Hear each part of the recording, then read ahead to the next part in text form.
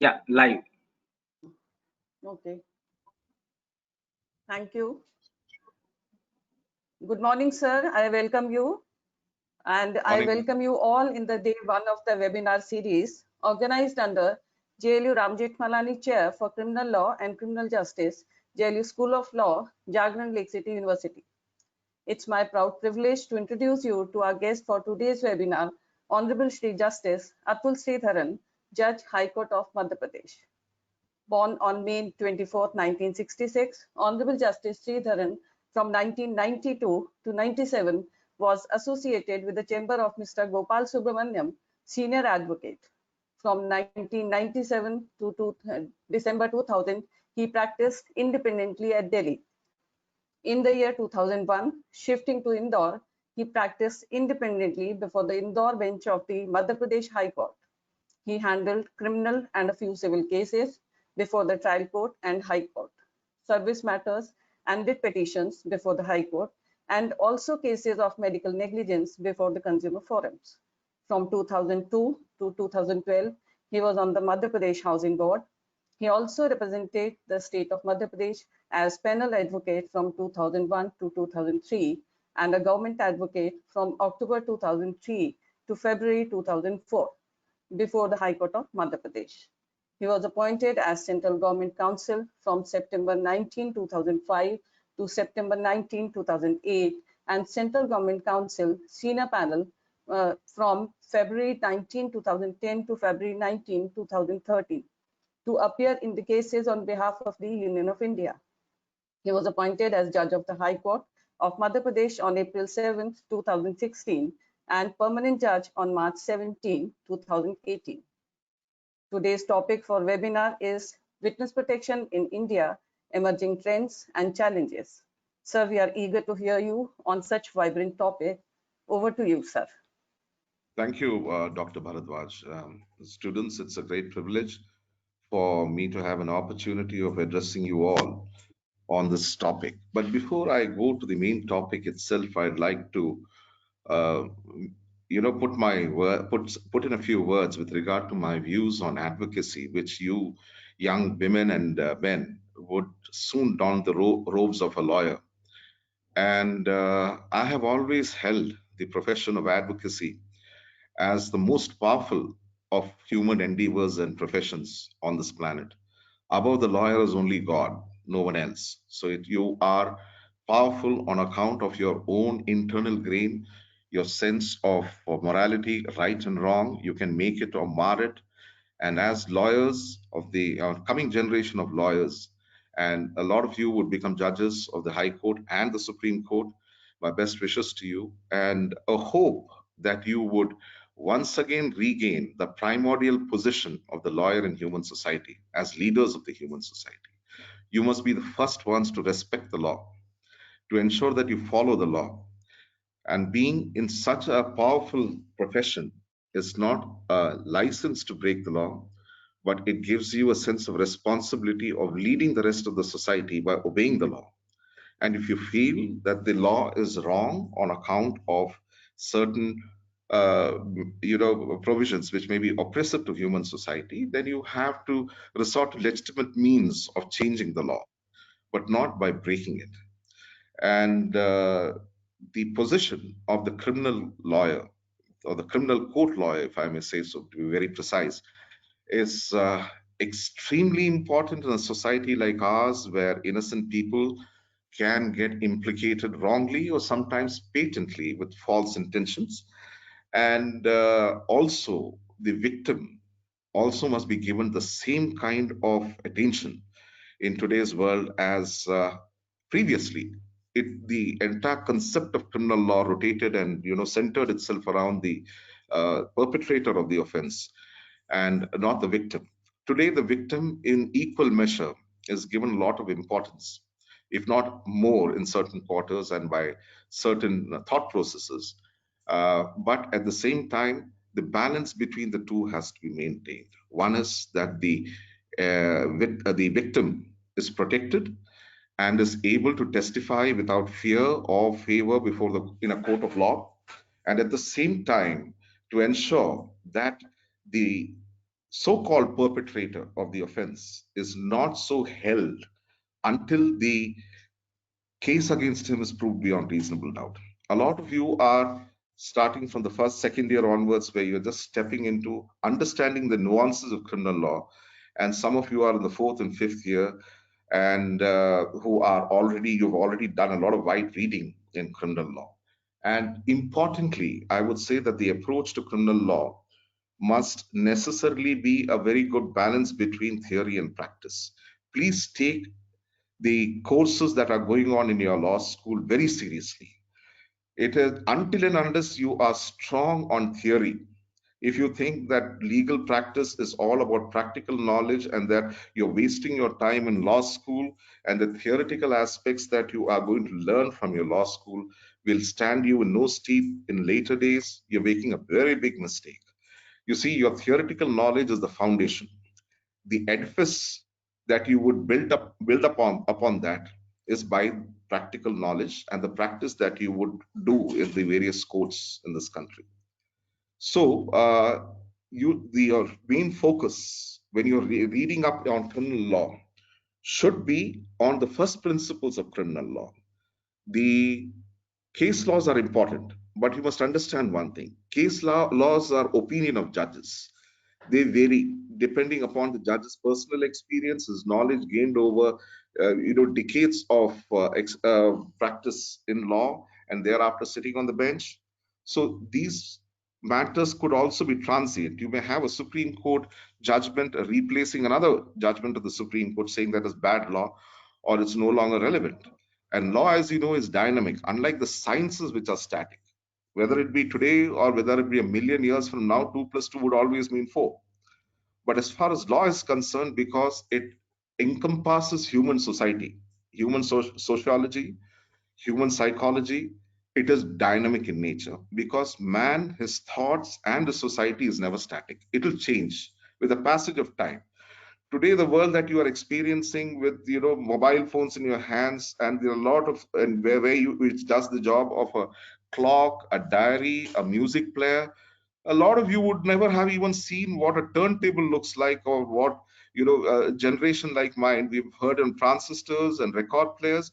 So science changes, human society changes, human views with regard to society changes. The thought process of you youngsters is far different from what our generation had. So that is something that you must be cognizant about. So please give adequate respect to theoretical knowledge that you're gaining in your college right now. Read up good books on criminal law like Glanville Williams, Andrew Ashworth, then the Indian authors like Shamsul Huda, which is a lecture given in the Tagore Law Lecture Series, and Principles of Criminal Law by O.P. Srivastava, if I'm not mistaken, a small, thin book of hardly 50, 60 pages, but a minefield of first principles of criminal law. So if you are strong on theory, you will be able to think out of the box. You may be able to propound your own new principles of law later on, according as the society changes. But if you're stuck only on case law, what happens is you will only be a follower of the case law. The chances of you being a pioneer are very few. You may be an innovator, but pioneer are very few. But if you're strong on theory, you also have the opportunity of being a pioneer of new views, a pioneer of new precepts, propositions, which may not be possible if you're following only case law. So, that having been said, let us come straight to the subject of witness protection. Witness protection are of two kinds. One is where you want to ensure that the witness speaks the truth before the trial court, which he must, either ways. And there are times substantial percentage of our criminal cases fail before the trial court, as many as 80 to 90% of them that fail before the trial court are because the witness turns hostile. The nature or the reason for witness hostility can be twofold. One is out of fear, and the other is sheer human greed. Now, when I say sheer human greed, it is essential to appreciate human psychology. Ask yourself as to why you do a thing.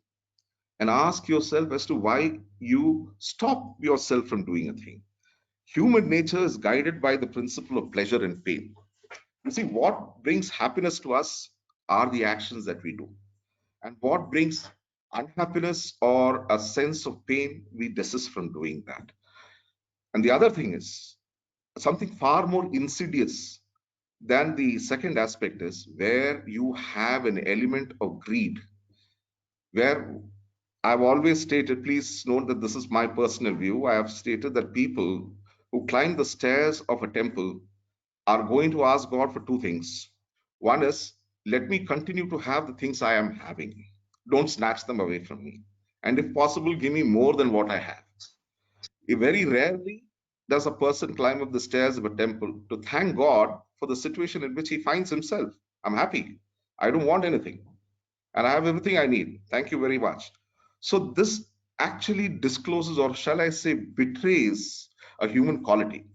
So those witnesses who are speaking lies before a trial court, what we call as suborning a witness, where the interested party, who is invariably the perpetrator of the crime, the criminal who is standing trial, suborns the witness. Subornation is a process by which accused approaches a witness and induces him either by giving him something which is a monetary benefit or by sheerly threatening him with dire consequences. These are the two ways in which you suborn. The process of making a witness turn hostile is known as subornation. And a witness who turns hostile, you call him as a witness who is suborned, that he is made to change a previous statement. Now, why does this happen? Is what happens in a lot of cases is that the previous statement of a witness is in the form of the statement that he gives to the police, what we popularly call as the 161 statement, CRPC.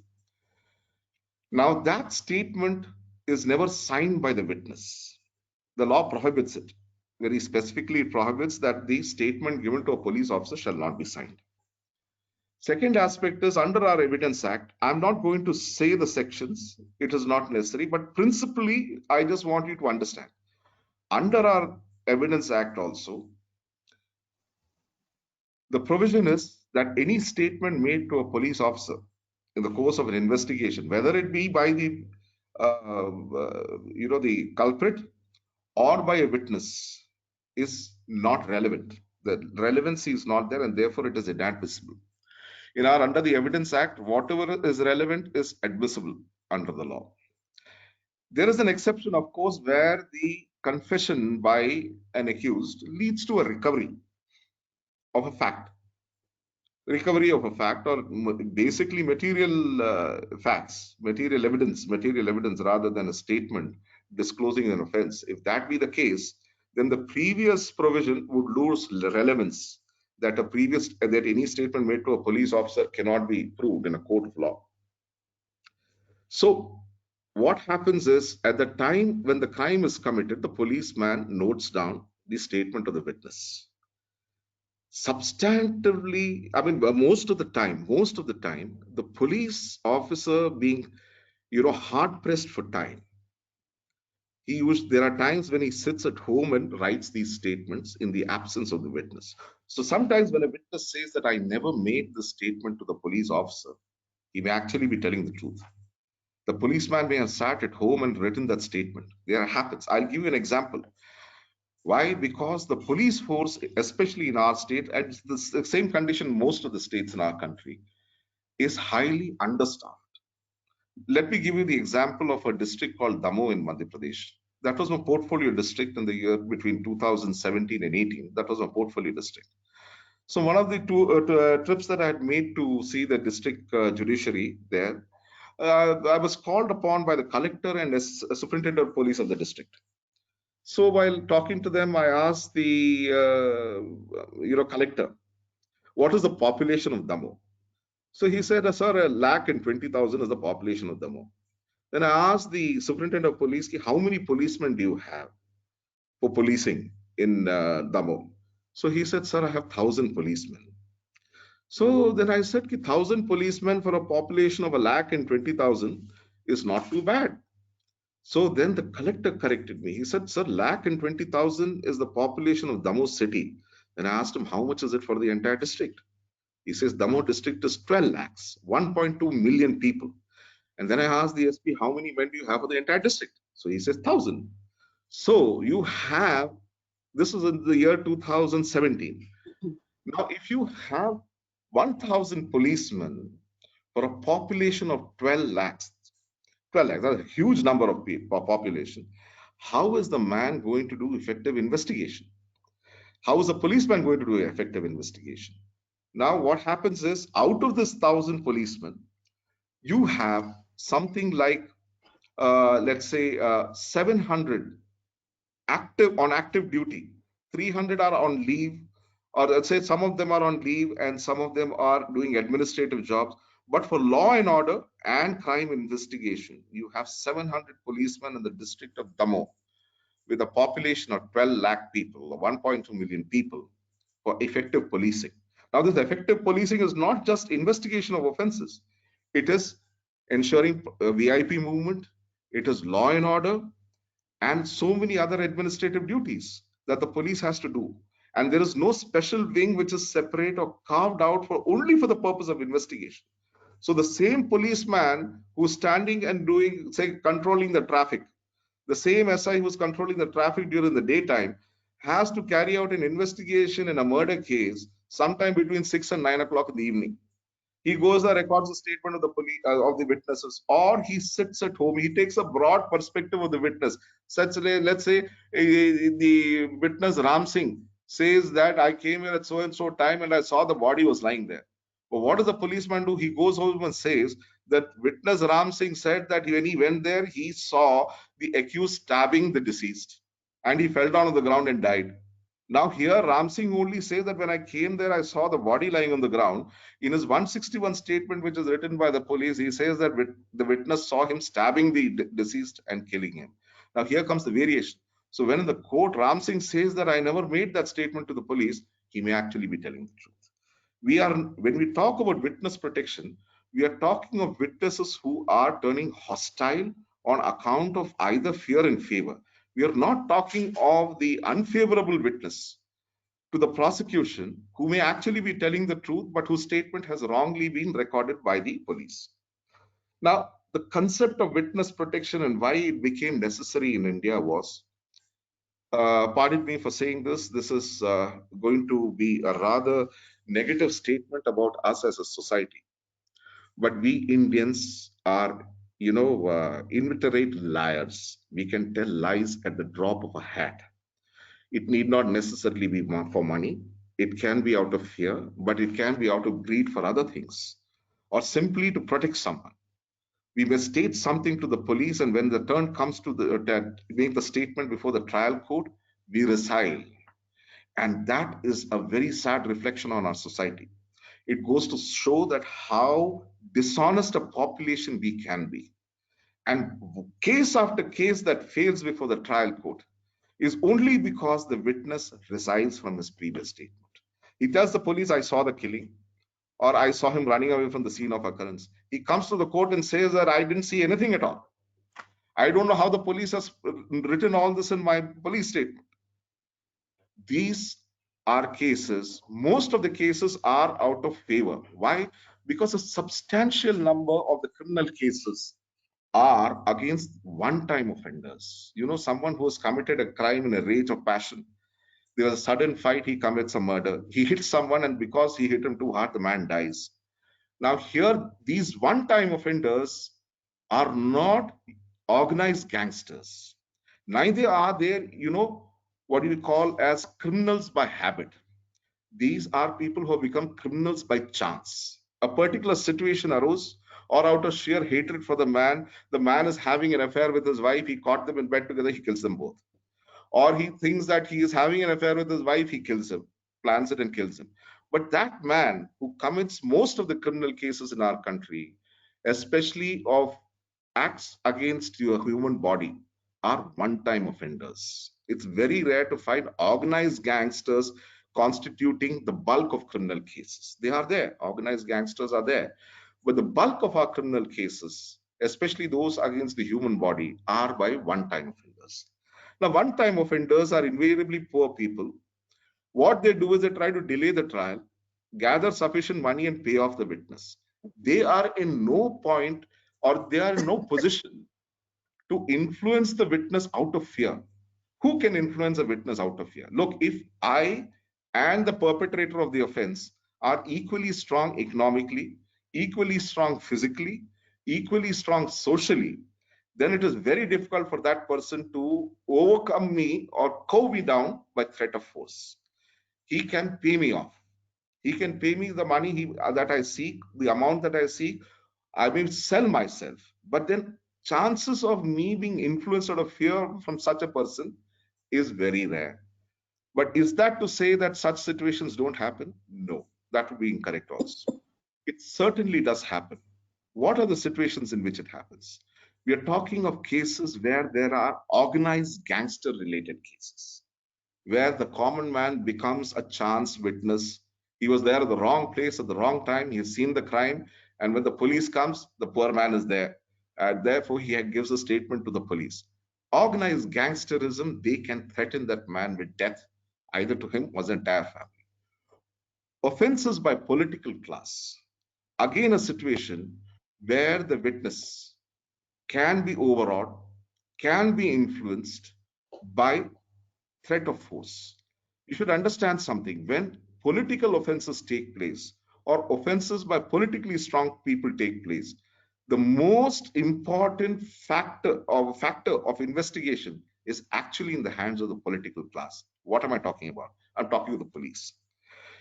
We have had 8 police commission reports which have all stated that free the police from the yoke of political class so that they can serve the society rather than serving politicians. Those 8 National Police Commission reports gathered dust to date, even till now. No political class ever wants to enforce them because they feel an independent police force will not serve them. In fact, an independent police force is there to serve the Constitution and the people that the Constitution protects. It's as simple as that. But since traditionally the police was always under the control of the crown during the British period, and from the Gora Sahibs, we have now become the Brown Sahibs. But the fact remains that the Brown Sahib is still under the control of the political class. So the police can be influenced. The police, which is supposed to protect that witness, can actually compromise his safety and security. The police can inform the political class where the man is, where he stays, who are the ones in his family. And it becomes easier for the criminal from the political class to threaten and cow down that man. So it was in this kind of a situation, and we've had cases, it is not something of a recent phenomenon, where we have witnesses turning hostile. It has happened since time immemorial. In fact, the 14th Law Commission report, or that's of 1956, if I'm not mistaken, had suggested that witnesses be given privileges like free travel, and they be, if they are, reach a place where they are unfamiliar with, they be housed properly, so that it's an incentive for the witness to speak the truth.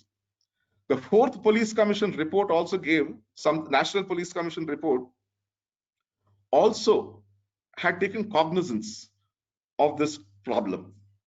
But then we never had an institutionalized program in place for the protection of witnesses. If you look at this, a country like the United States, in major gangster related cases, they have a very strong witness protection.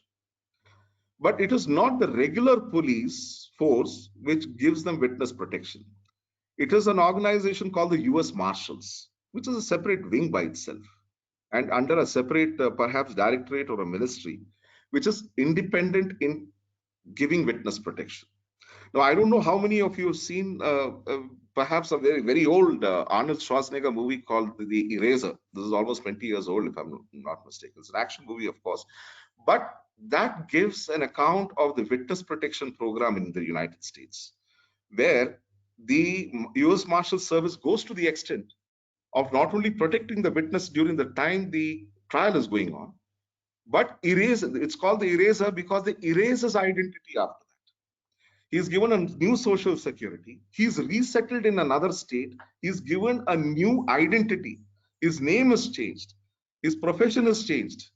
And then he's located maybe 2 or 3 states away, 1,000 kilometers away from the place where the crime had taken place, so that he's untraceable.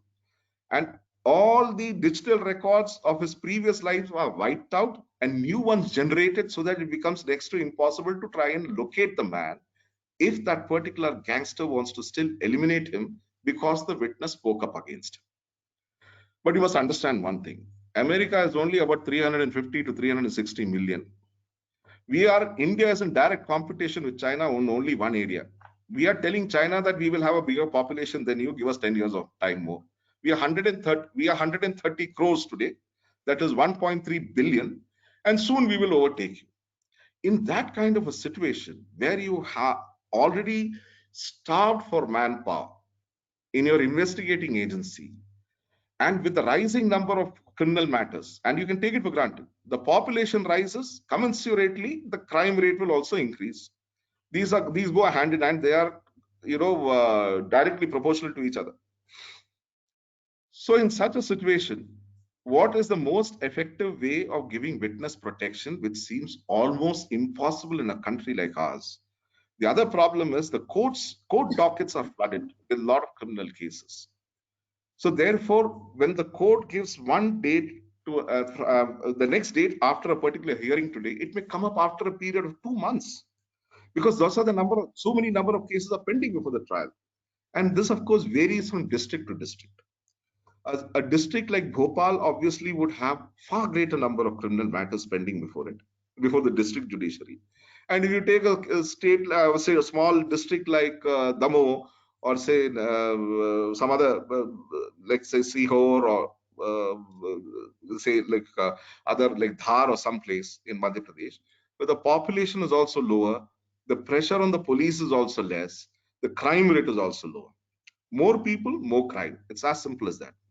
So in such a situation, in the year 2018, in one of the cases before the Supreme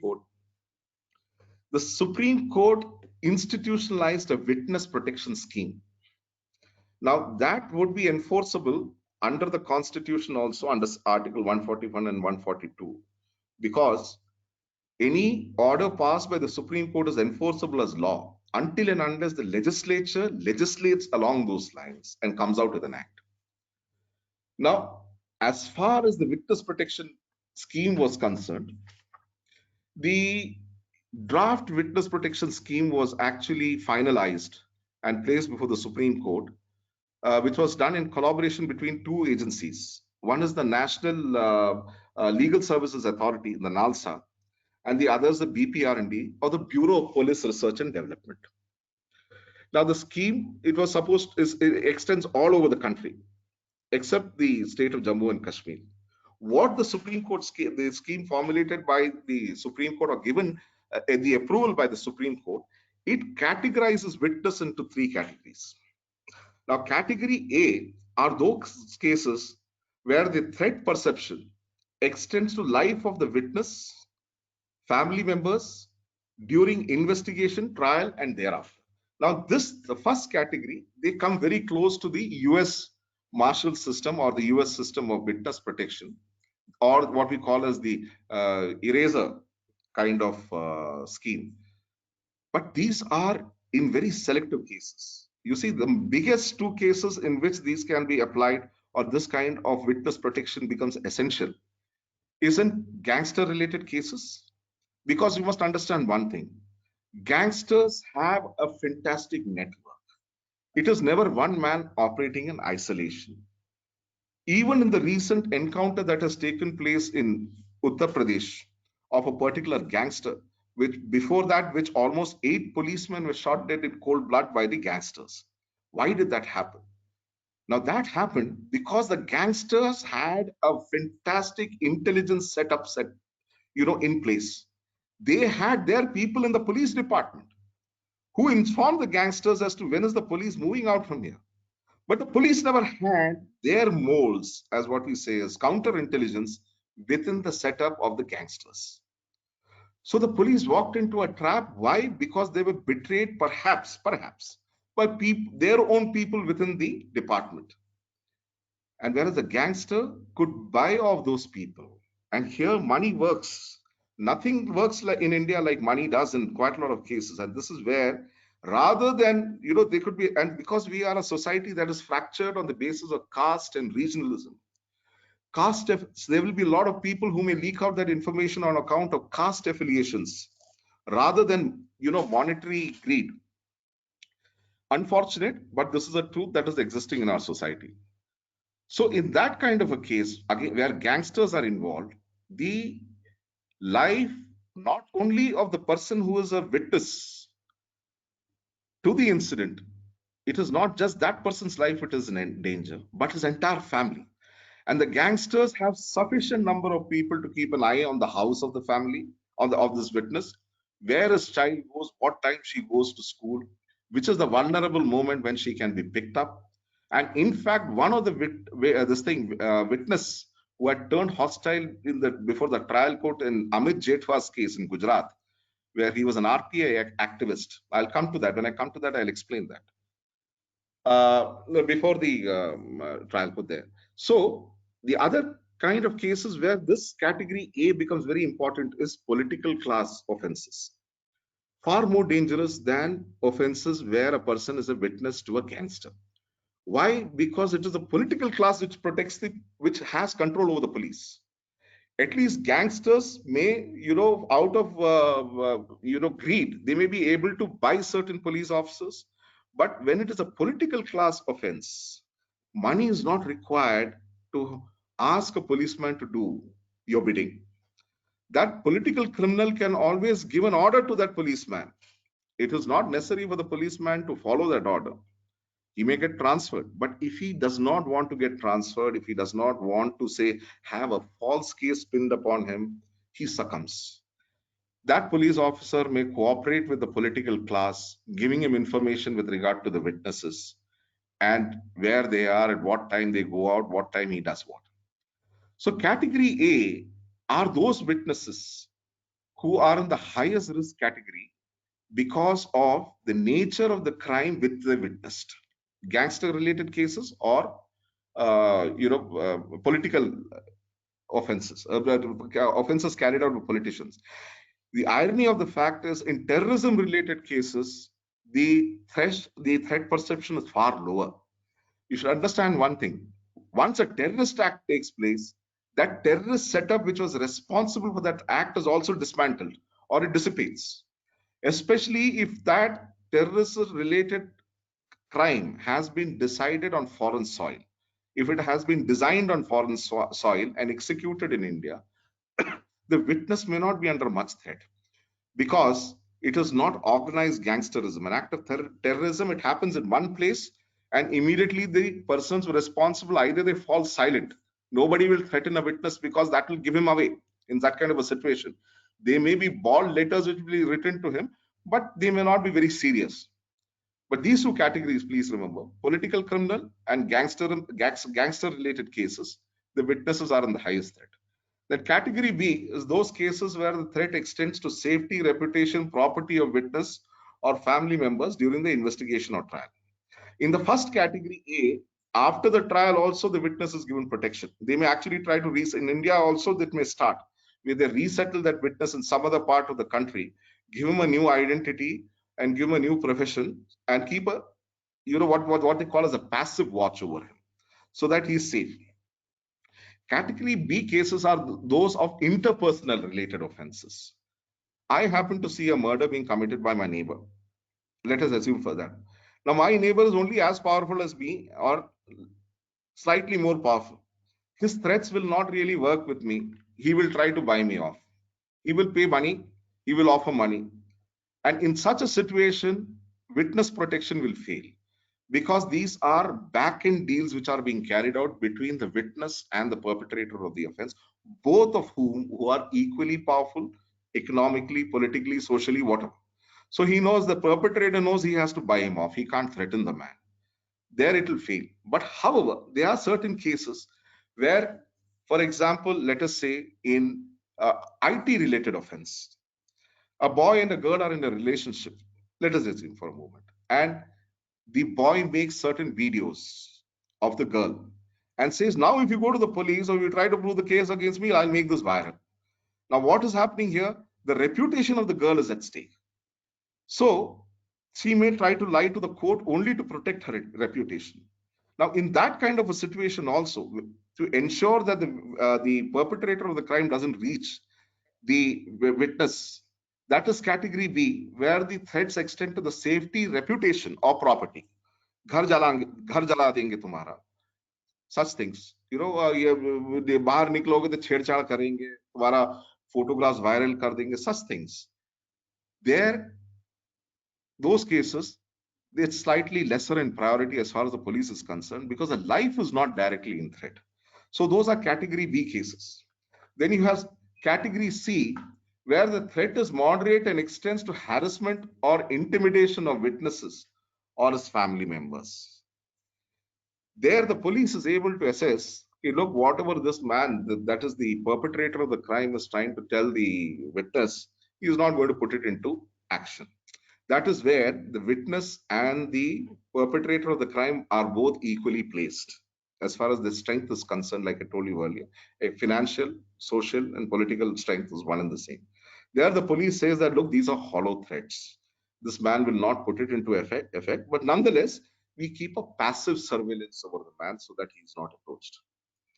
Now, the scheme also calls for a threat analysis report. Now, in these three categories, when the witness approaches the police for protection, now that's another aspect I would deal with, which perhaps may not be the right way to deal with the witness protection. The police, first of all, assesses the threat perception faced by the man. How severe is it? Is it genuine? Is it something that the witness is making up to ensure that he gets police protection where there is no threat perception at all? So there is a threat analysis report which is prepared by the police, and on the basis of that, either witness protection is given or it is not given, and the intensity or the extent to which the protection is given depends upon this threat analysis report.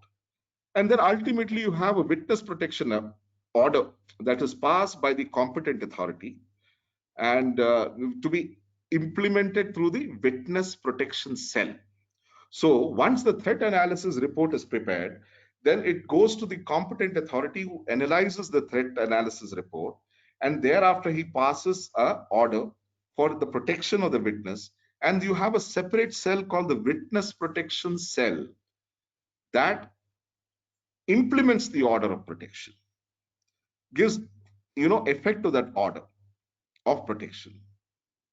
Now the competent authority who's empowered under the scheme to pass such orders is the Secretary of the District Legal Services Authority. Now this is very good. Why is the competent authority not the police here? In fact, I'm sorry if I mentioned it. It is the Secretary of the District Legal Services Authority for the simple reason that the police can, if it is influenced, if the police is influenced, then the witness is in danger. But the chances of the Secretary of the District Legal Services Authority being influenced is far lesser in degree and probability than the police. Now, this being an independent body, which is, overall under the control of the High Court of the State Legal Services Authority, the High Court also can monitor that in major cases, how the witness who has spoken of a threat perception, how well is he being protected? Now, the State Legal Services Authority also has manpower. They can assert, they can set up the place where the person is supposed to be placed, where the witness is supposed to be isolated. They can identify it. They can pass a direction to the government to have military policemen rather than district police staff guarding him. Let us assume for a moment, if the witness is to be protected in a state like Madhya Pradesh, rather than give the task of protecting him to the SP of the district, or the district police, they may ask that he will be protected by the Special Armed Force, the SAF. The Special Armed Force also is an entity under the Madhya Pradesh Police, but it does not work under the district police force or the district police establishment. So we try to get such people for the protection of witnesses who are not closely associated with the state or the prosecuting agency to ensure that there is greater independence of their functioning and greater transparency. Now, how this goes about it is that the witness protection application in the process, that there has to be an application made to the competent authority by the witness who seeks protection. He has to state that who threatened him. Most of the time, if the person threatening him will be anonymous. Either it has come by way of a phone call, it has come by way of a letter. So he goes there with the piece of evidence that he has to say that I am being threatened, I am being asked to withdraw my statement and support the criminal in court, else my family will be exterminated. So in this kind of a situation, it starts with the application for the witness protection. However, there are now problems within the existing system also. What do you do in those cases which are not major, which constitute the bulk of the docket of the criminal courts in our country? That which I told you of the one-time criminal. Those are, either of murder, offenses against property, cases of rape, then cases of interpersonal, differences. You have a whole range of those offenses. You have no way, because the person who is turning hostile, we have had umpteen number of victims in rape cases. Of course, now I'm told that the appropriate word is to be used as survivor. Of rape survivors turning hostile in trial court. I very recently seen a case, of course, which is still pending, so I will not take the name of the parties, where the prosecutrix, that is the girl who is said to have been raped, on 30th of January 2020, gives a statement before the trial court that it is the accused who raped me. And every suggestion given by the defense that she is telling lies or that she was never raped is denied by the prosecutrix. She indicts the accused on each count. Mind you, the accused is still in prison. He's still in prison. Now, what happens is her cross-examination starts, and there also she denies suggestions relating to her dishonesty or that she is not stating correctly. But before the day can end, her cross-examination doesn't come to an end. The court hours finish. It's 5 p.m., 5:30 p.m. So the court keeps the continuation of the cross-examination on the next day. That is 31st of January 2020. 31st of January 2020, the same girl stands in the witness box, again given oath. Again, she takes oath, and she resides completely from the statement that she had made the previous day. She says that it is not the accused who has raped me. She says I was never raped. She says my parents did not insult me. My parents used to insult me. That is why I ran away with him. Now, what happens here is now the chances of the case failing is because in those 12 hours, someone from the accused family has got to these people and paid them money. It is not fear. If it was fear, it should have been reflected in the FIR. It is not fear because she has stated in her 164 statement before the magistrate that I was raped by so-and-so. She has stated in her examination in chief and in her cross-examination that this is the man who raped me one day before. So you can't have fear coming up in 12 hours, but you can have inducement coming up in 12 hours where the person is paid off.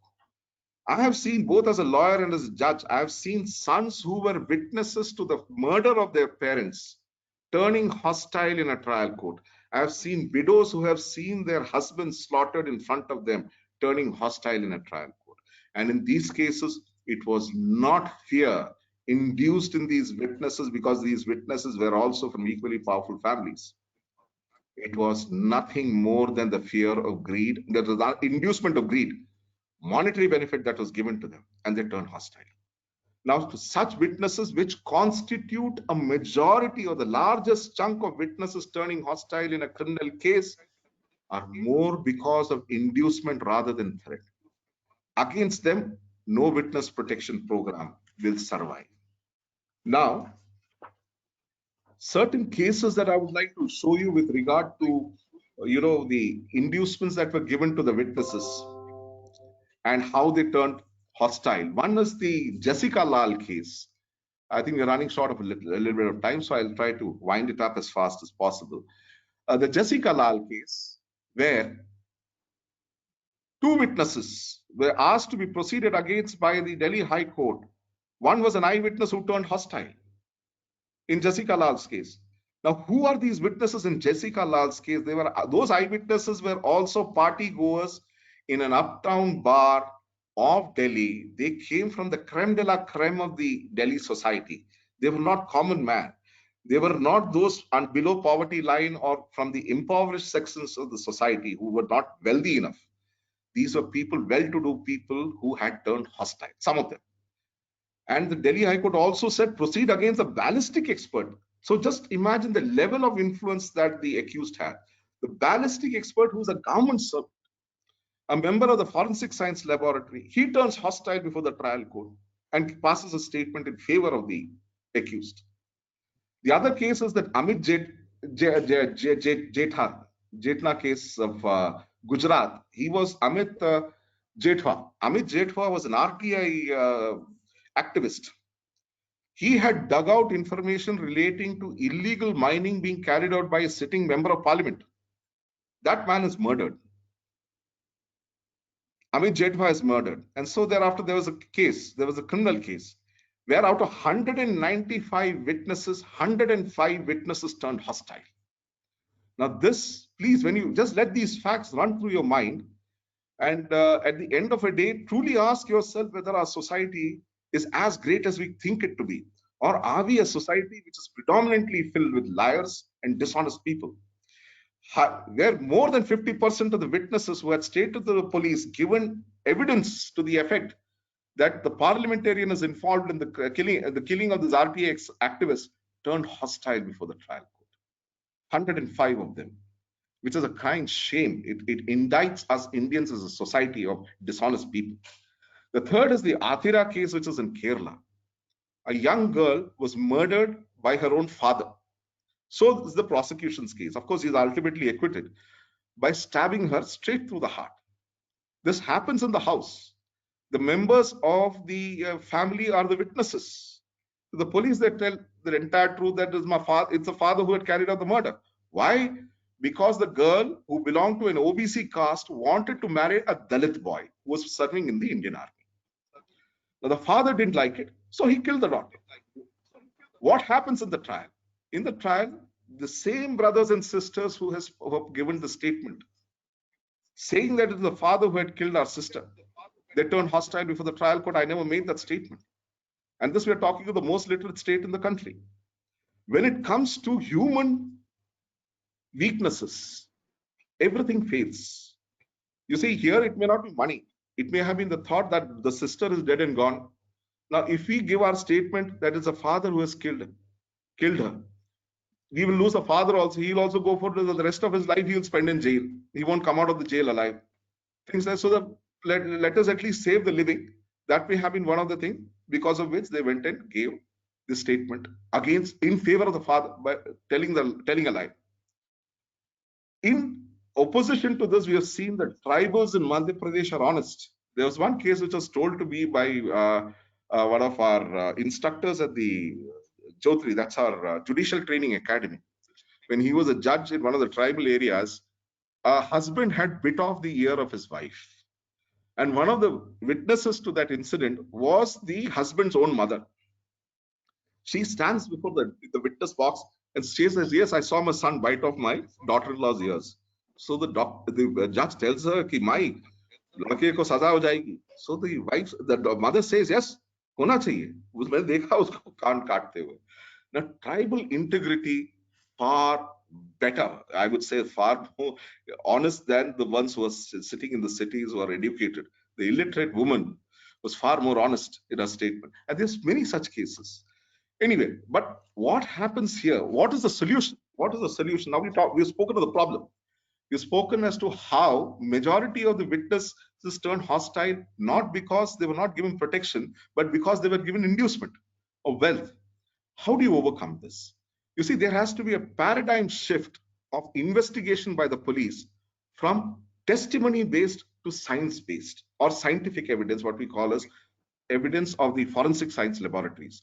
We have some of the most brilliant minds in Madhya Pradesh in our forensic science laboratories, in our crime scene experts who are able to tell what actually happened in a scene of occurrence. And to all of you students who are studying and who aspire to be criminal lawyers, I would request them to read, a satire written by Parsai Saab. It was, his name is Harishankar Parsai. Harishankar Parsai was a famous satirist from our state, Madhya Pradesh itself. And he has written a small article or a small satire called Inspector Matadeen Chand Par. It is every budding lawyer who wants to have a career on the criminal side must read this satire, Inspector Chand Matadeen. And please, those of you who can read it in Hindi, please read it in Hindi. Otherwise, read the English translation where the soul is lost, the punch is lost. Now, Harishankar Parsai Saab had a fantastic knowledge of criminal investigative procedures, and investigating techniques of the police. Please remember, this satire was written almost 40 years back. And when I see that the steps and the investigation techniques adopted by the police in the year 2020, there is no difference from what Harishankar Parsai had written in the satire 40 years back. So even today, when your entire statement is ocular testimony based, when investigation can be contrived, when contrived opinions can be given to the court, whatever be the reasons, there may be situations which are requiring reforms in the police, but that's another, that's for the establishment to take a call. But if the police shifts from ocular testimony or oral, they see when you're talking direct evidence, you're either talking ocular testimony, who's an eyewitness, or oral testimony, someone who's heard it and not seen it. So these are the two direct evidences which can be given by witnesses who have direct knowledge of the incident. Rather than relying on a witness which you know that has the propensity of changing a statement before the trial court on a later date, why don't they investigate by giving greater credence and greater importance to scientific evidence? A man can lie, but science seldom does. Scientific evidence can stand in court. Now let us state a case where a prosecutor states that I was raped by X, but in the trial court she says that X did not rape me. But from the physical evidence, from the stains taken from a body of the accused, there is a DNA report which directly links the accused to the rape. Now, the court does not require any further evidence after that statement comes in. And there were injuries on the body of the prosecutrix also, which shows that it was not consent. But later on in the trial court, she changes her statement. Only on the basis of the DNA report, the court can safely convict him, provided, of course, that the chain of custody of the DNA samples has been established. That is essential. The only ground on which DNA report can be contradicted or challenged is that the chain of custody, that is from the collection of the evidence by the police to its final transmission to the forensic science laboratory, there were certain places where doubts could be raised, and therefore it is not reliable. Except for that. So the way to overcome the problem caused by witnesses turning hostile is now to make there should be a paradigm shift in the investigation from testimony-based evidence. They should now move to circumstance-based evidence or science-based evidence. So even if the witness turns hostile before the trial court, only on the basis of science, the man can still be convicted. So I think that I've taken a lot of time. So if we can take questions, ma'am, now. Yes, sir. Yes, sir. We thank you so much, sir, for your enlightening words about the topic that we have taken for today. And we have some questions from the faculty members and students. So I'll be putting before you the first question, sir. The first question is that do you think that we need a law passed by Parliament rather than just a witness protection scheme 2018? Ideally, we would require a law passed by the Parliament because that makes it mandatory. You see, the mandatoriness of a statute is far greater than that of a Supreme Court judgment. Because once a law is laid down by the parliament, and if it's a central legislation, it becomes squarely applicable. It mandates that it be done by the police. Here, what the police can always say as far as the Supreme Court judgment is that we have not read it correctly, or there have been doubts in it, or we didn't know about you in a remote village or in a remote tehsil. The inspector can say, what the Supreme Court judgment are you talking about? I don't know. He has not read it. That Supreme Court judgment has not been transmitted to him. But once a law is made by the parliament and its notification is made in the Gazette, then the presumption is that everybody knows about that law. Thereafter, the policeman can't say that I didn't know about the law passed by the parliament. He can say that about the Supreme Court judgment, that it has not been transmitted to me. But once it is published in the law, in the Gazette, like they say that ignorance of the law is no excuse for breaking the law. And that would apply squarely on the investigative agency also. So yes, it would certainly be beneficial to have a legislation. Thank you, sir. And another question also related to the witness protection scheme. And sir, as per my knowledge, for the witness protection scheme, it's only 3 months time that has been given. So what is the basis for keeping it only for 3 months? Well, 3 months is, you see, it is, there is no scientific analysis behind it. But so that to ensure that the protection is given within 3 months, they take this is a chance that if the window is any wider than that, then the chance of the person who wants to influence the witness has a better chance of reaching him. So the 3 months time gap is given to ensure that the person who's trying to influence the witness that the protection is given to him before the person who seeks to influence the witness reaches him. But you see, there is no scientific assessment of that. You may have some very powerful people which can do it in 3 days. It just takes a couple of phone calls, a suitcase of money to reach the witness, and it's done. So that can happen. But 3 months is a reasonable time. Because see, the courts have also taken into consideration the pressures on the police. So when the application is made, it has to assess the threat. So that takes time. So this is a reasonable period which they have thought that beyond that, if it is wider than that, the chances of the witness getting influenced are far greater. Sir, another question. To what extent lower judiciary is vigilant in this respect? See, lower judiciary is cognizant. I would say it is cognizant as far as this aspect is concerned. But until and unless a witness informs the court, let us assume for a moment that a witness comes to the court for the purpose of giving a statement against the accused. On that day, he says, and that day his statement cannot be recorded because the court does not have time. At the end of the court hour, the witness tells the court, I am being threatened by the accused. In such a situation, there is nothing that bars the trial court from ordering the superintendent of police that an armed guard be placed outside the house of this person till tomorrow, he be taken from the court to his residence under escort of the police. An armed guard be placed there outside his house, and tomorrow he be brought back to court so that he can give his statement also under the protection of police. But the fact remains that the courts, first of all, must know. It must know that there is a threat perception to the witness. And in the scheme that has been prepared, the trial court is not taken into consideration. It is the police to whom the application is made. But like I said, nothing prevents the witness from making an application directly to the district judge or to the court where the person has to give a statement. And nothing prevents the judge to ensure that police protection is given to such a witness upon his making a complaint to that effect. Thank you, sir. Sir, another question is that what is the role of government and police in witness protection? Of the government and police in witness protection? Yes, sir. Yes. Okay. As far as the state is concerned, look, the law and order enforcement agency of the state is the police.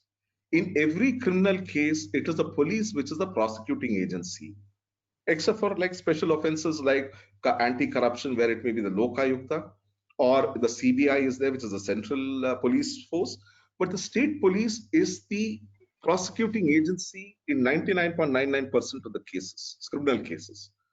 So it is the police's case, it is the police's responsibility to ensure that their witnesses, whom they have stated in the case diary or in the charge sheet, are eyewitnesses to an offense, stick to their statement in the trial court. because if any witness turns hostile before the trial court, it has three implications. Three inferences, sorry. The first inference is that the policeman who wrote down his statement did not write down the statement as given by the witness. So there the fault lies on the policeman. Second is that the witness himself is speaking the untruth. Is speaking the untruth. Why? Because he has been induced by the other side. And the third aspect is he has been threatened. He has been threatened to change his statement. These are the three inferences that a trial court can legitimately draw. As far as 1 and 3 is concerned, threat and wrong statement being recorded, the police would be directly responsible. If the witness has stated, no, this is not a statement I gave to the police. If the police has wrongly recorded a statement, then the responsibility is that of the police.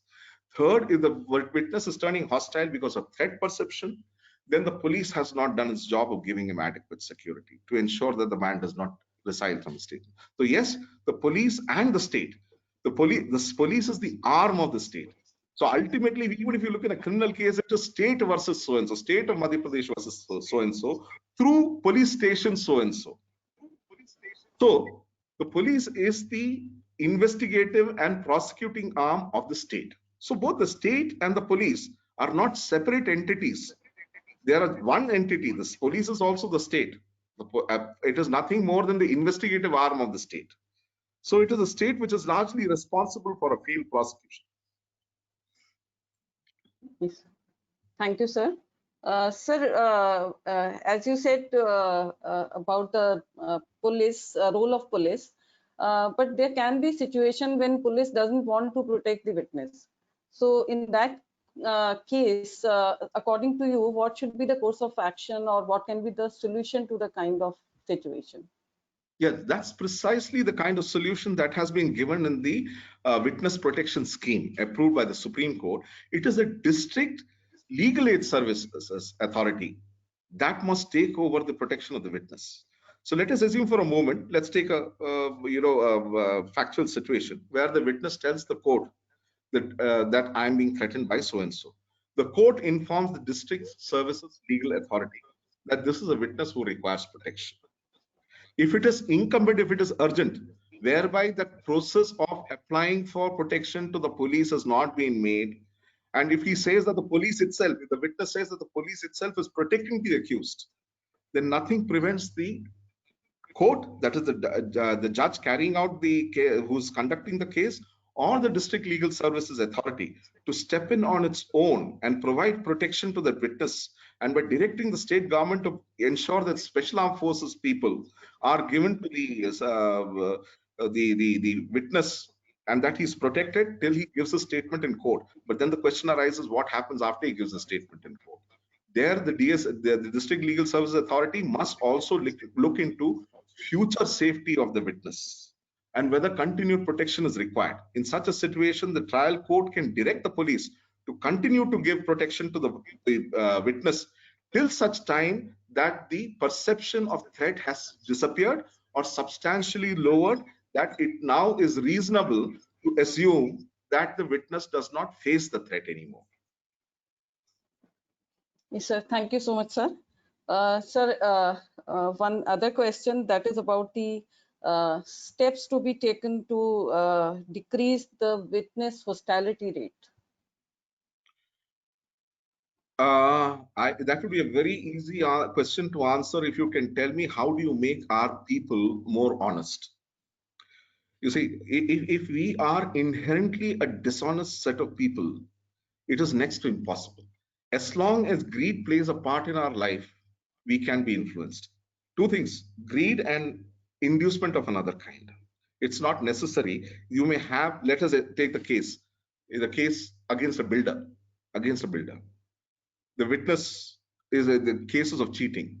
Now the witness wants to resign, the witness is induced to resign, reside from his previous statement to protect the builder. All that the builder has to do is I'll give you 2 flats. You had bought 1 flat, I'm giving another flat free. So if it is difficult to say that those witnesses who turn hostile because of inducement, you can't prevent it.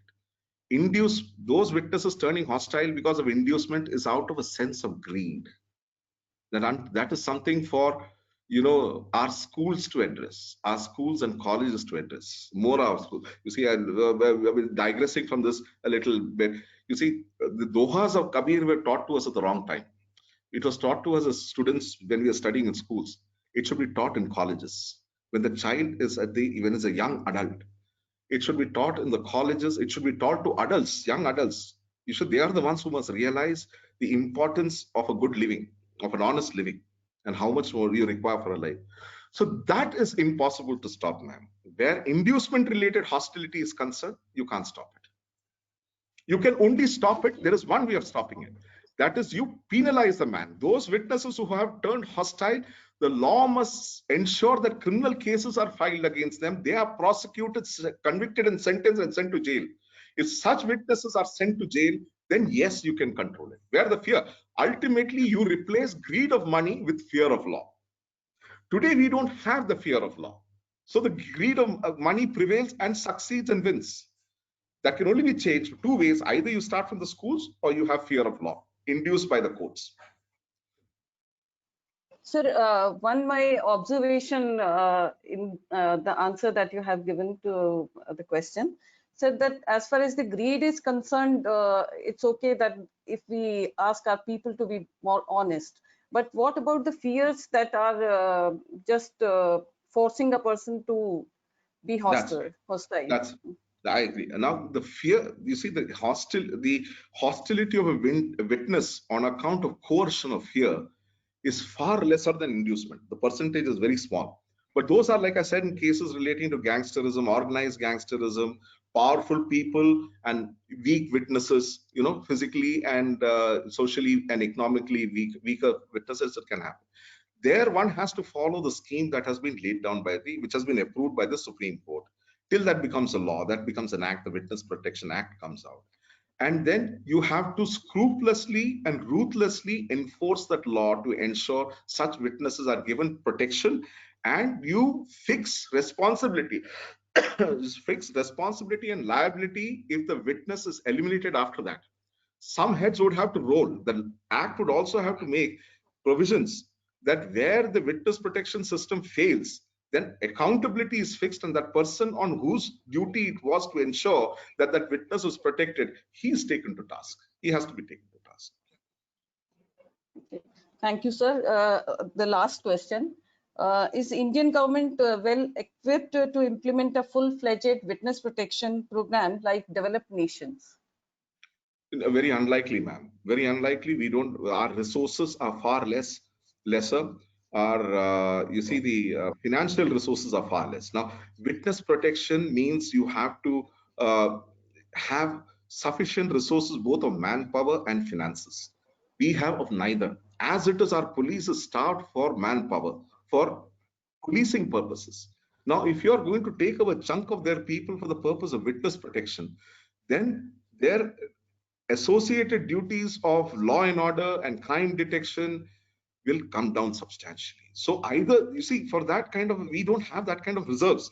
We can take it up to a particular level. We can, to start with, give witness protection only to the sensational cases or the cases which are, that arouse a sense of resentment in the public. They're so big, they're so ruthless, they're so brutal that there is an element of public fear which has been caused by those crimes. So there, the witness protection program can be focused in its entirety. The resources, irrespective of the lack of them by the state, have to be made available for those cases. So we can only take it up from a case-to-case basis, and we certainly don't have that kind of resources as the other advanced countries have. We don't have that. And our population is just too big. We are talking of 1.3 billion people. How is it possible to police them all? You don't have the manpower. Yes, sir. Thank you so much, sir. And thank you very much that you spared time for us. And I express my deepest gratitude to you, sir, on behalf of JLU Ram Jethmalani Chair for Criminal Law and Criminal Justice, JLU School of Law, Jagran Lake City University, for sparing your precious time from your demanding schedule. And you enlightened us with your profound knowledge, experience, and acumen on law and society. We are highly indebted and short of words in appreciation. It has been absolute honor to have you amongst us, sir. Thank you so much, sir. Thank you for having me, ma'am. And Thank that was you. my privilege to address you all. Thank you very much. Thank you. Thank you, sir. Thank you, sir.